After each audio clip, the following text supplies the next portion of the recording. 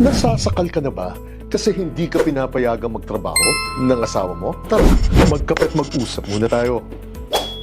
Dahil ngayon pa lang po ay sasabihin ko na sa inyo na as a rule, wala pong karapatan ang asawa ninyong pigilan kayo kung gusto ninyong magtrabaho.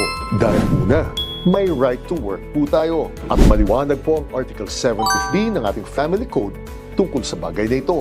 Kahit sino po sa mag-asawa ay may karapatang magtrabaho, mag-practice ng piniling propesyon nito, magnegosyo, o sundin ang piniling advokasya sa buhay nito. At wala pong karapatan ang asawa ninyo na pigilan o kontrolin ang buhay ninyo dahil lang sa sariling paniniwala nito o dahil gusto nito na kontrolado nito ang pamilya nito o dahil lang sa likas itong selosa o seloso. At pangalawa, tandaan po ninyo na may economic abuse na po tayo kapag pinagpilitan po ito ng asawa ninyo at namumuwersa, nananakit o nananakot na po ito. Masunod lang ang kagustuhan nito.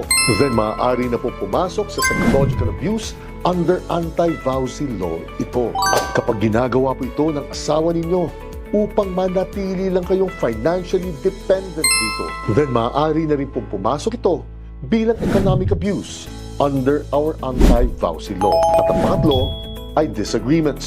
Pero huwag po kayong mag-alala dahil hindi naman po lahat ng trabaho ay pwedeng gawin ng asawa ninyo dahil may karapatan pa rin po naman kayong magreklamo kung mayroong valid, serious at moral grounds po kayo. Halimbawa po, kung illegal, immoral o sobrang delikado po ang gustong trabaho ng asawa ninyo o kaya naman po lubusang mapapabayaan na nito ang ibang obligasyon nito sa pamilya ninyo. Kaya napakahalaga po talaga na ang bagay na ito ay isa sa dapat na pinag-uusapan at pinagkakasunduan ninyo bago pa man magpakasal at magsama kayo.